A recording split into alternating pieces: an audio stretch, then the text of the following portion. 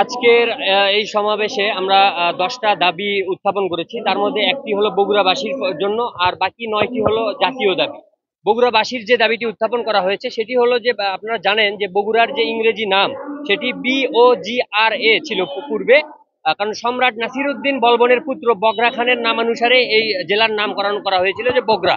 কিন্তু ফ্যাসিবাদী হাসিনা তার যে মানে হিংসাত্মক মনোভাব চরিতার্থ করার জন্য এই বগুড়া বানানটাকে নষ্ট করার জন্য, বগুড়ার মানুষের যে গর্ব সেটাকে নস্যাৎ করার জন্য এর ভিতরে একটি ইউ প্রবেশ করিয়ে দেয়, দিয়ে BOGURA বগুড়া সৃষ্টি করে।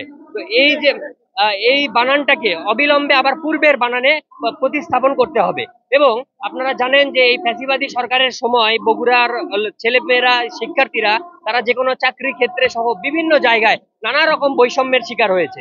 যেহেতু আমাদের এই আন্দোলনটি বৈষম্যের বিরুদ্ধে, তাই আমরা চাই যে বগুড়ার ছাত্র সমাজ যে নানাভাবে বৈষম্যের শিকার হয়েছে সেটাকে একটা ব্যালেন্সের মধ্যে নিয়ে আসার জন্য উপযুক্ত জায়গায় মেধার ভিত্তিতে, যোগ্যতার ভিত্তিতে বগুড়ার ছাত্র সমাজ এবং বগুড়ার যারা চাকরিজীবী রয়েছে তাদেরকে পদায়ন করা হোক এবং তাদেরকে উপযুক্ত ফ্লোর দেয়া হোক।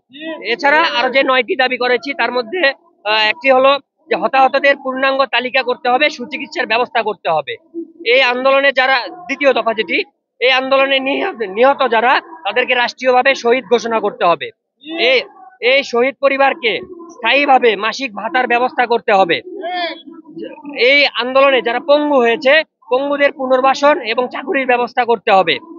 ঢাকার বুকে আবু সাইদ ভাস্কর্য নামে একটি ভাস্কর্য তৈরি করতে হবে, যেন নতুন কোন স্বৈরাচার বাংলাদেশের বুকে থাবা বসানোর আগে এই ভাস্কর্য দেখলে তাদের মনে যেন কাঁপন সৃষ্টি হয়, তাদের যেন এই 24-এর বিপ্লবের কথা মনে পড়ে।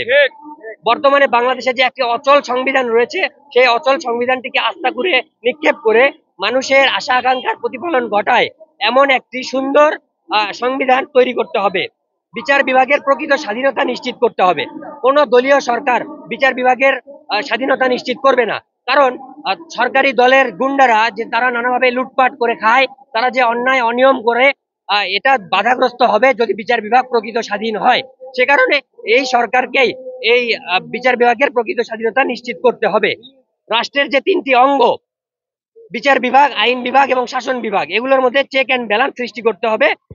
আর সর্বশেষ যেটি দফা সেটি হলো দেশে আইনের শাসন প্রতিষ্ঠা করতে হবে এবং দেশকে দুর্নীতি মুক্ত একটি সুন্দর দেশে পরিণত করতে হবে।